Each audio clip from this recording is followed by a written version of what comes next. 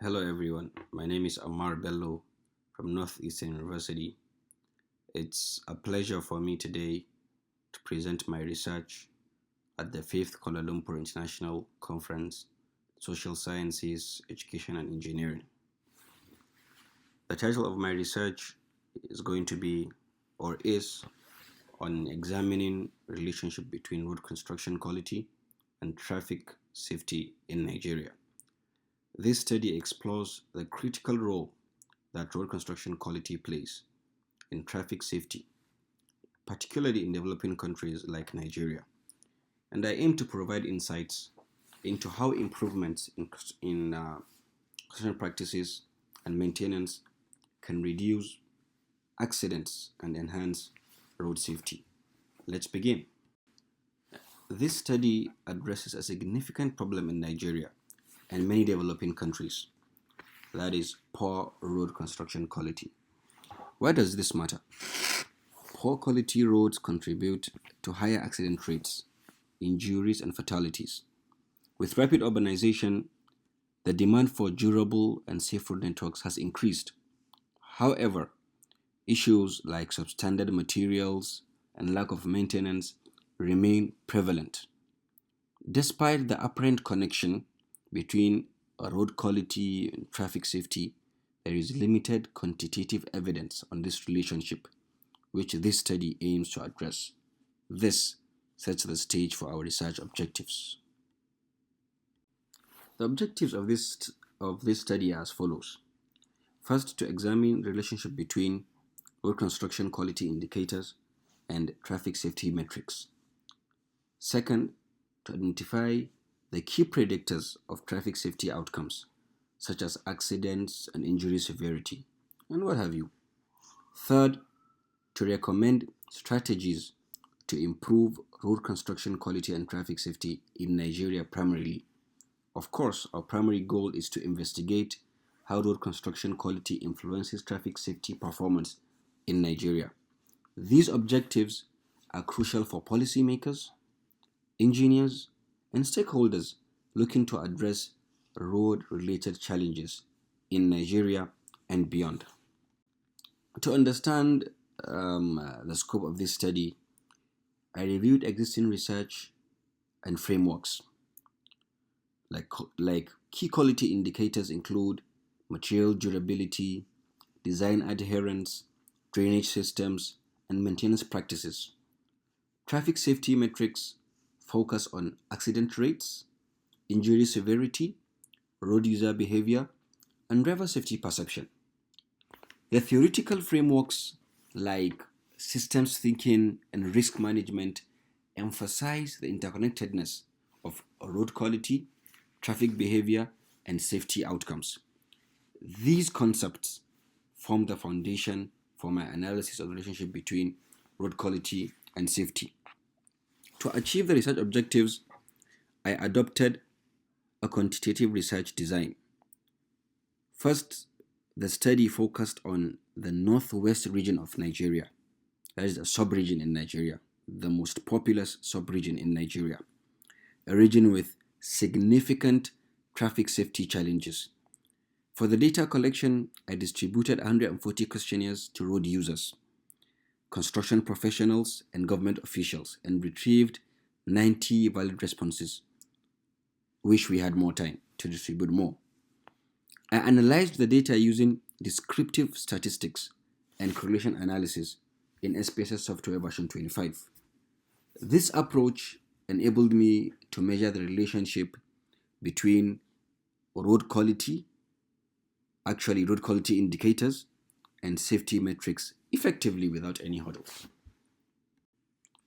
This slide gives a visual view of our methodology. As I said, we used quantitative analysis, Northwestern Nigeria, and we used the SPSS tool for our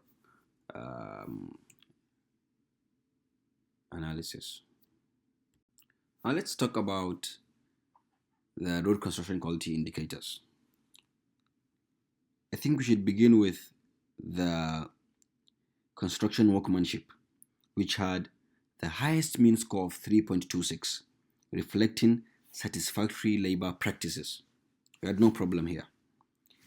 For the pavement design, however, we had the lowest score of 2.83, which indicates significant weakness in structural design. Material durability and drainage efficiency received moderate scores. And the key point here is weak designs and inconsistent maintenance compromise road quality, which increases safety risks. As you can see from the chart, these indicators vary significantly, highlighting areas that need improvement. On the x-axis, we have the material durability, the pavement design, drainage efficiency, maintenance practices, social workmanship. And the y-axis reflects the mean scores as we already discussed. Next, let's look at the traffic safety performance metrics.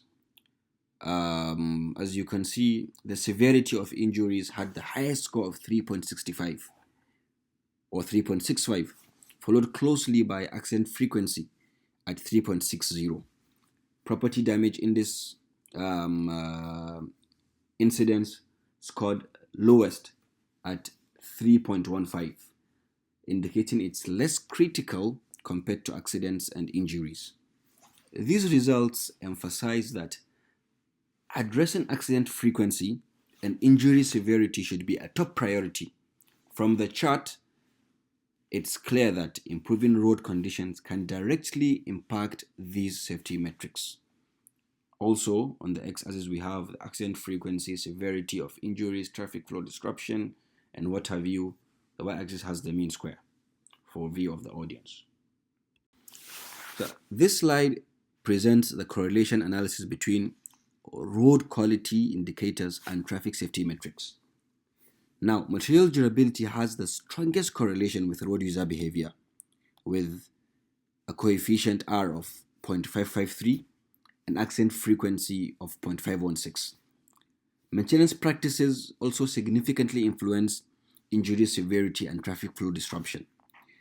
Now, the key insight here is that improvements in material quality and regular maintenance can reduce accidents and improve safety outcomes. The chart clearly shows the strength of these relationships. Here I made some different colors for clearer view.